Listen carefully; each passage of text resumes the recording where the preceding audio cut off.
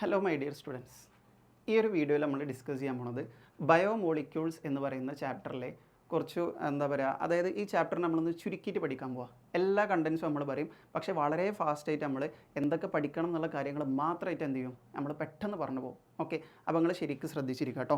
Biomolecules നോക്കുക, നമ്മൾ പറയുകയാണ് ബയോമോളിക്യൂൾസ് രണ്ട് ടൈപ്പ് ഉണ്ട്.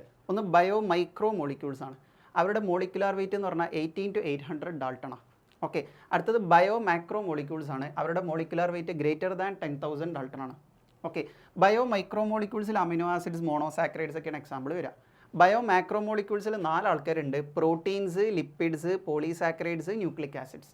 ഇതിൽ നമ്മളോട് ചോദിക്കും സ്ട്രിക്റ്റ്ലി ഒരു ബയോമാക്രോ മോളിക്യൂൾ അല്ലാത്തത് ആരാന്ന് ചോദിക്കും. അപ്പോൾ നിങ്ങൾ പറയണം അതാരാണ്, ലിപ്പിഡ്സ് ആണ്. പറയാം മക്കളെ, സ്ട്രിക്റ്റ്ലി ഒരു ബയോമാക്രോ മോളിക്യൂൾ അല്ലാത്തത് ആരാ, ലിപ്പിഡ്സാണ്. കാരണം അവരുടെ മോളിക്കുലാർ വെയിറ്റ് എന്ന് പറഞ്ഞാൽ ലെസ് ദാൻ 800 ഡാൾട്ടണാണ്. ഓക്കെ, അടുത്ത നമ്മൾ പറയുകയാണ് മെറ്റബോളൈറ്റ്സ് രണ്ട് ടൈപ്പ് ഉണ്ട്. ഏതൊക്കെയാണ്? പ്രൈമറി മെറ്റബോളൈറ്റ് ഉണ്ട്, സെക്കൻഡറി മെറ്റബോളൈറ്റ് ഉണ്ട്. Okay, primary metabolites are directly involve in metabolic activities. മെറ്റബോളിസത്തിൽ ഡയറക്റ്റ് റോളുള്ള ആൾക്കാരാണ് ആര്, പ്രൈമറി മെറ്റബോളൈറ്റ്സ്. എന്നാൽ indirect role in metabolic activities അതുള്ള ആൾക്കാരാണ് ആര്, സെക്കൻഡറി മെറ്റബോളൈറ്റ്സ്. ഓക്കെ അല്ലേ? ഇതാണ് പ്രൈമറിയും സെക്കൻഡറിയും തമ്മിലുള്ള വ്യത്യാസം. അപ്പോൾ നിങ്ങൾ പഠിച്ചു വെക്കണം, സെക്കൻഡറിൻ്റെ എക്സാമ്പിളും പഠിച്ചു വെക്കണം. ഓക്കെ, അടുത്ത നമ്മൾ പറയുകയാണ് അമിനോ ആസിഡ്സ്. ഓക്കെ, ഇതാണ് അമിനോ ആസിഡ്സിൻ്റെ ജനറൽ ഫോർമുല വരുന്നത്. Okay, COH, NH2, HR. അങ്ങനെയാണെങ്കിൽ ഒരു 3 അമിനോ ആസിഡിൻ്റെ സ്ട്രക്ചർ നമ്മൾ വരച്ച് പഠിക്കണം. ചോദിക്കും ഈ Rന് പകരം H ആണെങ്കിൽ ആ അമിനോ ആസിഡിൻ്റെ പേരാണ് മക്കളെ ഗ്ലൈസിൻ. ഓക്കെ, Rന് പകരം CH3 ആണെങ്കിൽ അതിൻ്റെ പേരാണ് മക്കളെ അലാനിൻ. ഓക്കെ, Rന് പകരം CH2OH ആണെങ്കിൽ അതിൻ്റെ പേരാണ് മക്കളെ സെറിൻ. ഓക്കെ, അപ്പോൾ 3 ടൈപ്പ് ആൾക്കാർ കേട്ടോ: ഗ്ലൈസിൻ, അലാനിൻ, സെറിൻ. ഓക്കെ, അടുത്ത നമ്മൾ പറയുകയാണ് സ്വിറ്റർ അയോൺ എന്താണെന്നുള്ളത്. ഈ അമിനോ ആസിഡുകൾക്ക് ഒരു അയോണൈസബിൾ നേച്ചർ ഉണ്ട്. NH2 ഒരു H+ സ്വീകരിച്ച് NH3+ ആവും. COOH ഒരു H+ ഡൊണേറ്റ് ചെയ്തിട്ട് COO- ആവും. ഓക്കെ, ഇതിനെ വിളിക്കുന്ന പേരാണ് മക്കളെ സ്വിറ്റർ അയോൺ. ഓക്കെ, അതായത് കാറ്റയോണും ആനിയോണും ഒന്നിച്ച് വന്നാൽ അതിനെ വിളിക്കുന്ന പേരാണ് എന്ത്, സ്വിറ്റർ അയോൺ. ഓക്കെ, അങ്ങനെയാണെങ്കിൽ ആരോമാറ്റിക് അമിനോ ആസിഡ്സിന് എക്സാമ്പിൾ പഠിക്കണം. ആരോമാറ്റിക് അമിനോ ആസിഡ്സിന് 2 എക്സാമ്പിൾ ഉണ്ട്. ഒന്ന് ഫീനൈൽ അലാനിൻ ആണ്, മറ്റൊന്ന് ടൈറോസിൻ ആണ്. ഓക്കെ, അതേപോലെ സൾഫർ കണ്ടെയ്നിങ് അമിനോ ആസിഡ്സിന്, ഇത് പ്രാവശ്യത്തെ എക്സാമിന് ചോദിച്ചാണ് കേട്ടോ. സൾഫർ കണ്ടെയ്നിങ് അമിനോ ആസിഡ്സിന് 2 എക്സാമ്പിൾ ഉണ്ട്. ഒന്ന് സിസ്റ്റീൻ ആണ്, മറ്റൊന്നോ മെത്തിയോണിൻ ആണ്. ഓക്കെ, അടുത്ത നോക്കൂ, അമിനോ ആസിഡ്സിൻ്റെ ക്ലാസിഫിക്കേഷൻ ഉണ്ട്. അമിനോ ആസിഡുകൾ 3 ടൈപ്പ് ഉണ്ട്: acidic amino acid, basic amino acid, neutral amino acid. R ഗ്രൂപ്പിന് പകരം ആസിഡ് വന്ന അസിഡിക് അമിനോ ആസിഡ്, R ഗ്രൂപ്പിന് പകരം ബേസ് വന്ന ബേസിക് അമിനോ ആസിഡ്, R ഗ്രൂപ്പിന് പകരം ന്യൂട്രൽ സബ്സ്റ്റൻസ് വന്ന neutral amino acid. Acidic amino ആസിഡിന് 2 എക്സാമ്പിൾ ഉണ്ട്: ഗ്ലൂട്ടാമിക് ആസിഡും അസ്പാർട്ടിക് ആസിഡും. ബേസിക് അമിനോ ആസിഡിന് ഒരു എക്സാമ്പിൾ ഉള്ളൂ, ലൈസിൻ. ന്യൂട്രൽ അമിനോ ആസിഡിനും ഒരു എക്സാമ്പിൾ ഉള്ളൂ, വാലിൻ. ഓക്കെ, അടുത്ത നോക്കൂ, വേറെ ടൈപ്പ് ഓഫ് ക്ലാസിഫിക്കേഷൻ ആണ് മക്കളെ എസെൻഷ്യൽ അമിനോ ആസിഡും നോൺ എസെൻഷ്യൽ അമിനോ ആസിഡും. Essential amino acid cannot be synthesised in our body. നമ്മുടെ ബോഡിൻ്റെ ഉള്ളിൽ ഉണ്ടാക്കാൻ പറ്റാത്തതാണെന്ത്, essential amino acid. They are essential through food. അത് ഫുഡിലൂടെ നിർബന്ധമായിട്ട് കിട്ടണം.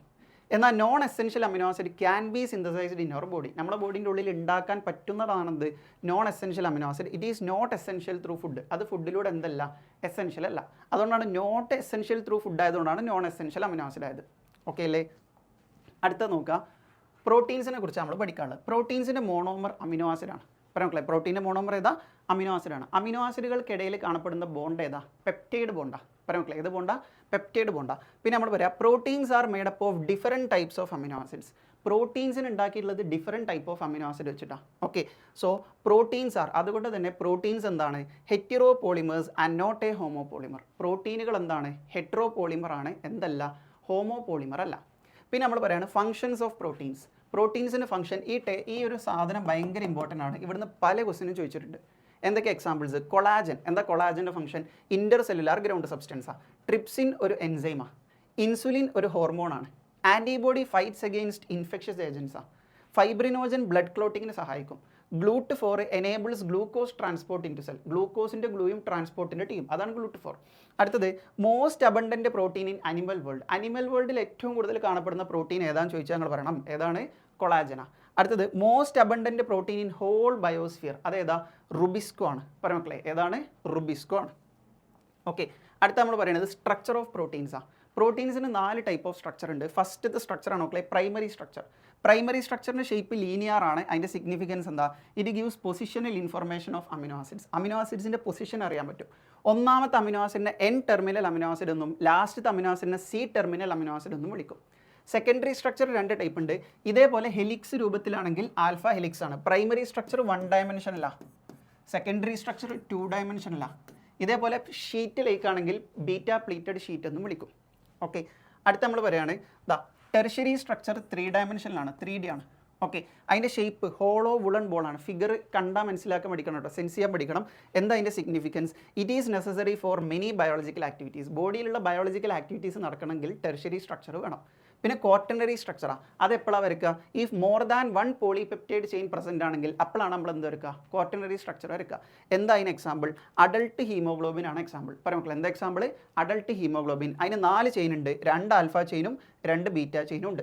ഓക്കെ, അടുത്ത നമ്മൾ പറയാം ഫാറ്റി ആസിഡ്. ഫാറ്റി ആസിഡിൻ്റെ ഫോർമുലയാണ് മക്കളെ RCOH. എന്താണ്?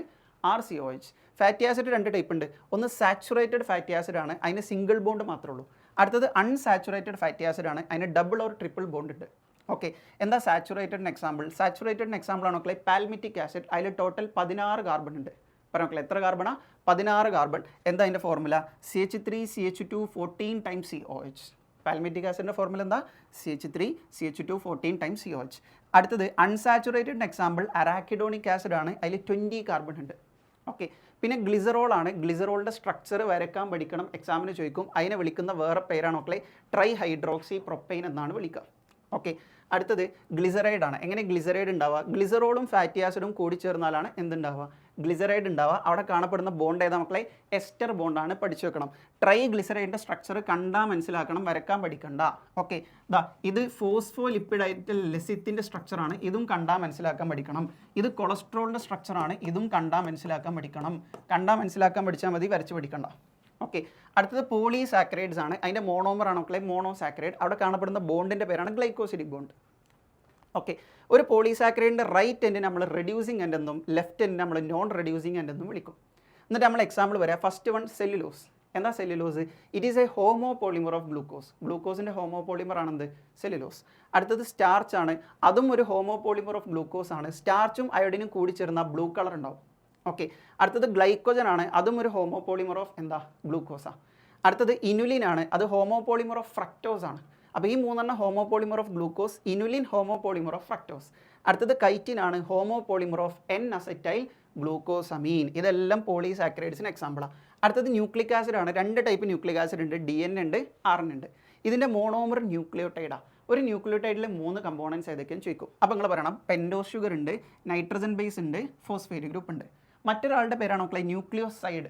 അവിടെ 2 കമ്പോണൻസ് ഉണ്ട്, പെൻറ്റോസ് ഷുഗറും നൈട്രജൻ ബേസും. ഇവർ തമ്മിലുള്ള ഡിഫറൻസ് നമ്മളോട് ചോദിക്കും. ന്യൂക്ലിയോട്ടൈഡും ന്യൂക്ലിയോസൈഡും തമ്മിലുള്ള ഡിഫറൻസ്.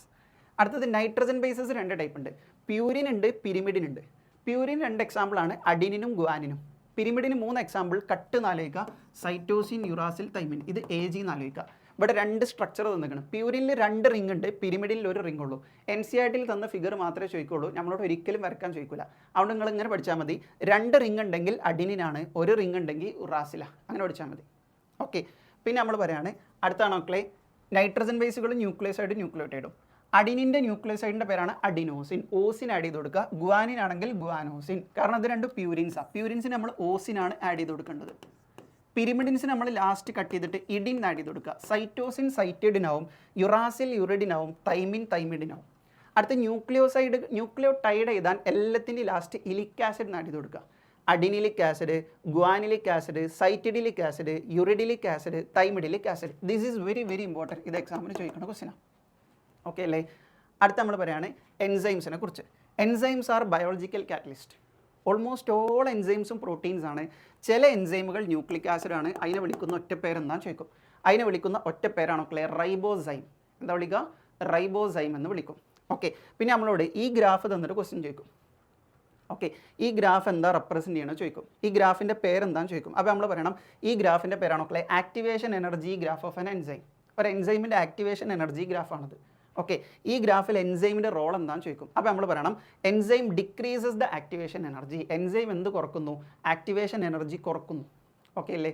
പിന്നെ നമ്മൾ പറയണം ഈ റിയാക്ഷൻ ഭയങ്കര ഇമ്പോർട്ടൻ്റാണ്. E+S എന്ത് തരുന്നു?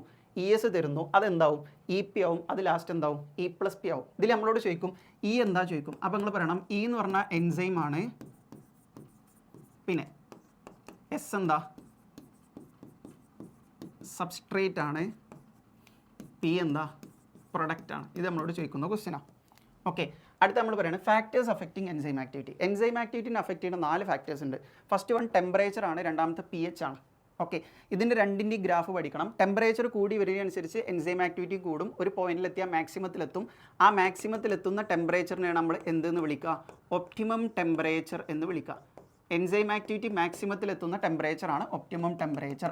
അതേപോലെ തന്നെ മാക്സിമത്തിലെത്തുന്ന പി എച്ചിനെയാണ് നമ്മൾ എന്തെന്ന് വിളിക്കുക, ഒപ്റ്റിമം പി എച്ച് എന്ന് വിളിക്കുക. അതേപോലെ തന്നെ ഇവിടെ നോക്കൂ, കോൺസെൻട്രേഷൻ ഓഫ് സബ്സ്ട്രേറ്റ്. എക്സ് ആക്സിസിൽ സബ്സ്ട്രേറ്റ് കോൺസെൻട്രേഷൻ, വൈ ആക്സിസിൽ വെലോസിറ്റി ഓഫ് റിയാക്ഷൻ.